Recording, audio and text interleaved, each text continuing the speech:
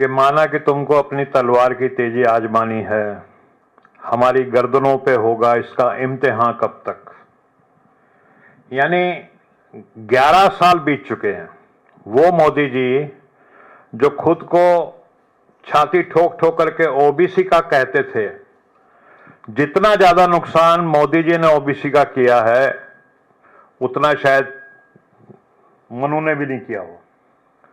मेरा कहने का मतलब यह है कि एक कानून बना, हमारी यूपीए की सरकार ने बनाया, सरकारी क्षेत्र में लागू हो गया, प्राइवेट संस्था के जो लोग थे वो कोर्ट में चले गए।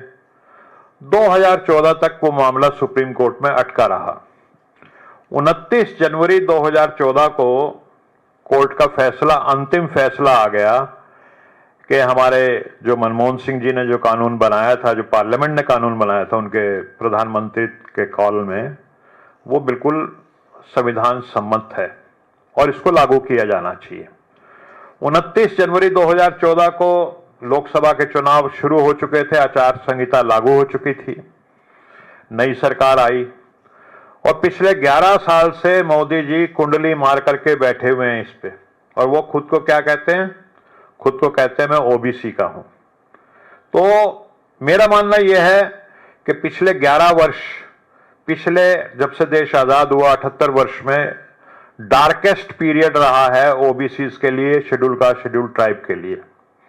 एक जो मनुवादी व्यवस्था जिसका जिक्र हमारे गौतम साहब ने कहा, जिक्र किया कि एक मनुवादी व्यवस्था होती थी जिसमें एकलव्य का अंगूठा काट दिया जाता था। हजारों लाखों करोड़ों ऐसे उदाहरण हैं। यानी कानून बना करके वंचित रखा जाता था दलितों को, पिछड़ों को, आदिवासियों को शिक्षा से।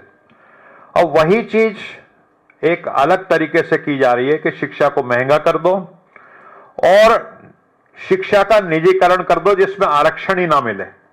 अब मेरे पास जो एक आंकड़ा सामने रखा हुआ है, वो आंकड़ा मुझको बताता है, और ये पार्लियामेंट की रिपोर्ट में जिक्र है इसका, कि इस देश में इस समय 517 प्राइवेट यूनिवर्सिटीज चल रही हैं जिनमें कोई आरक्षण नहीं है। इस देश में 45,000 से ज्यादा डिग्री कॉलेज हैं जिनमें सिर्फ 21.5% जो कॉलेज हैं वो सरकारी हैं और 78.5% जो कॉलेजेस हैं वो प्राइवेट हैं जिनमें आरक्षण नहीं है। और जैसा कि हमारे साथियों ने बताया कि बहुत कम संख्या में एससी, एसटी, ओबीसी के बच्चे जो हैं वो छात्र जो इन कॉलेजेस में पढ़ रहे हैं। और जो हाल कर दिया है इस सरकार ने सरकारी संस्थानों का, वो सब हम जानते हैं। अशोका यूनिवर्सिटी, अजीम प्रेमजी यूनिवर्सिटी में जो बच्चा पढ़ता है, जो क्वालिटी उसको एजुकेशन की मिलती है वो आज सरकारी क्षेत्र में जो बच्चा पढ़ रहा है उसको नहीं मिल पा रही, क्योंकि अलग तरह के वहां पे संसाधन है। तो हमारे बच्चों को, जिसका जिक्र डॉक्टर विक्रांत जी ने भी किया कि 90% जो आबादी है इस देश की, उनके बच्चों को एक अच्छी क्वालिटी शिक्षा से ये सरकार जो है लगातार महरूम करती चली आ रही है।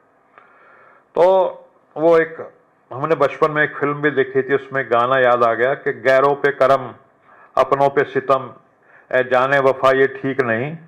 तो मोदी जी तो खुद को ओबीसी का बताते हैं ना, तो 48 घंटे में ईडब्ल्यूएस का कानून वो पास कर देते हैं, सिर्फ 48 घंटे में राष्ट्रपति जी से भी साइन हो जाते हैं।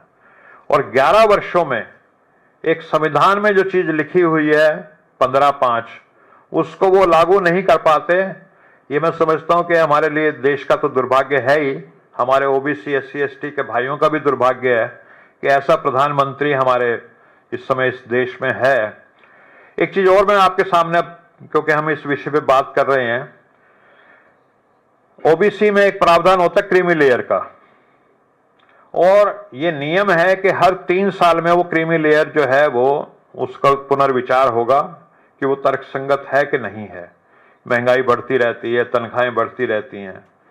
तो 2017 में क्रीमी लेयर तय हुई थी 8 लाख रुपया, आज 2025 हो गई, 3 साल में, यानी 2020 में वो रिवाइज होनी थी। मोदी जी को फुर्सत नहीं मिली, विदेश में जाकर के टंका बजाते रहते हैं।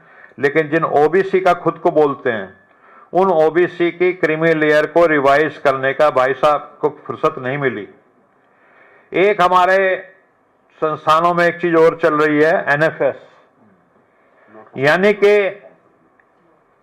एक अपॉइंटमेंट होनी है। मान लीजिए अब हम 2 डॉक्टर बैठे हैं तो डॉक्टर की बात कर लेते हैं। एक डॉक्टर की अपॉइंटमेंट होनी है और एमबीबीएस की डिग्री चाहिए, 5 साल का तजुर्बा चाहिए। और हमारे ओबीसी एससी एसटी के बच्चे जब जाते हैं उनमें डिग्री भी होती है, अनुभव भी होता है, लेकिन फिर भी मनुवादी मानसिकता का जो आदमी वहां बैठा है वो कह देगा एनएफएस, नॉट फाउंड सुटेबल। अब ये क्या मतलब है, क्या चीज है, हमें तो आज तक समझ में नहीं आई।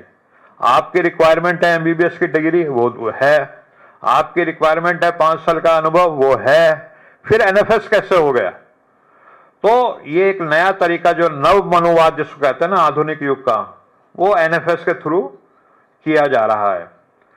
दूसरी चीज ये होती है कि ओबीसी का जो विशेष एक प्रॉब्लम है कि जो क्रीमी लेयर ओबीसी के बच्चे होते हैं वो तो क्वालिफाई करते हैं और अपने सीट्स ले पाते हैं, और जो नॉन क्रीमी लेयर के होते हैं वो कई बार फुलफिल नहीं कर पाते। कहीं पे 100 सीट है मान लीजिए, और क्योंकि नॉन क्रीमी लेयर के बच्चों को इन्होंने देना है एडमिशन ओबीसी में, तो 50 फुलफिल हो गई, और जो 50 हैं वो फिर जनरल कोटे में डाल दी जाती हैं।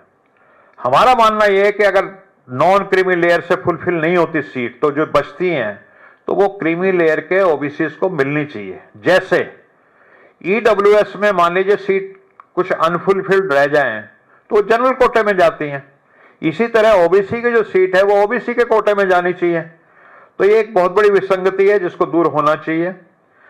एक जो कास्ट सेंसस, अब राहुल जी जब कास्ट सेंसस की बात करते थे तो आपने देखा होगा, आप सबको याद है, वो तो विजुअल्स रिकॉर्ड में भी हैं कि जब राहुल जी ने प्रश्न उठाया लोकसभा में तो बीजेपी वाले और अनुराग ठाकुर जी लंगूर मतलब किस तरह से उछल उछल करके बात कर रहे थे, और राहुल जी को क्या क्या नहीं कहा उन्होंने।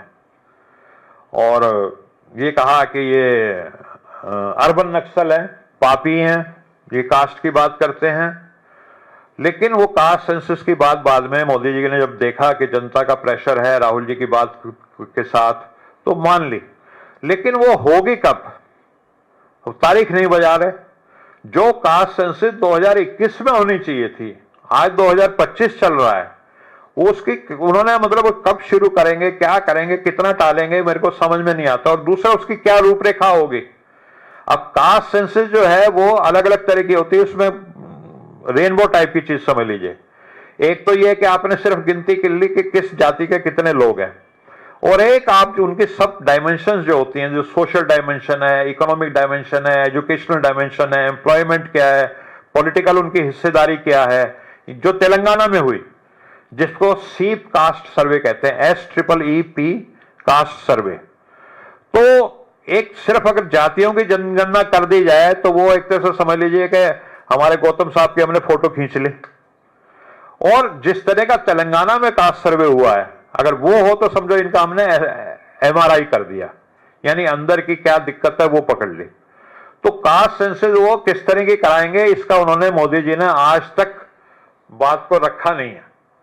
एक और जो है, जो तेलंगाना में हमारे जो कास्ट सेंसस के जो आंकड़े आए हैं उसके आधार पर 42% ओबीसी के आरक्षण की बात हुई है। और लगातार हमारे जो तेलंगाना के और हम सब साथियों ने जंतर मंतर पे धरना भी दिया था, केंद्र सरकार के पास मामला है कि उसको जो संविधान का जो 9वीं अधिसूचना होती है, 9th शेड्यूल होता है, उसमें डाला जाए ताकि वो जुडिशियल रिव्यू से बचा रहे। तो अपने आप को ओबीसी का, SC ST का खैर खा बताने वाले मोदी जी ने अभी तक, बिहार से भी ऐसे ही आई हुई है, और बिहार से जो मांग आई हुई है उसमें तो इनके पार्टी के लोगों ने भी शामिल हैं, बीजेपी ने भी मांग कर रखी है, लेकिन वो आज तक मोदी जी ने उसको भी लागू नहीं किया। और दुख के साथ कहना यह पड़ता है कि मंडल आयोग की 40 सिफारिशें थी, उसमें से सिर्फ 2 ही लागू हुई हैं अब तक, 38 अभी बकाया हैं। तो मैं अनुरोध करूंगा, मोदी जी छाती ठोक ठोक के खुद को ओबीसी का बोलते हैं, तो वो मंडल आयोग की जो बाकी 38 मांगे हैं जो बकाया हैं, तो उनको वो लागू करें। बाकी तो मैं अंत में बधाई देना चाहूँगा हमारे जो आदरणीय दिग्विजय सिंह जी हैं, जिन्होंने ये कितनी अच्छी रिपोर्ट लिखी है। और मेरा मानना यह है कि जैसे एक मंडल कमीशन की रिपोर्ट आई थी, ऐसे ये जो रिपोर्ट आई है, ये जो सामाजिक न्याय की यात्रा हमारे देश में चल रही है, उसमें एक मील का पत्थर साबित होगी और लॉन्ग टर्म में हमारे जो दलित हैं, पिछड़े हैं, आदिवासी भाई हैं, बच्चे हैं, उनको इसका लाभ मिलेगा। तो इन्हीं शब्दों के साथ मैं आपका धन्यवाद करता हूं। Thank you.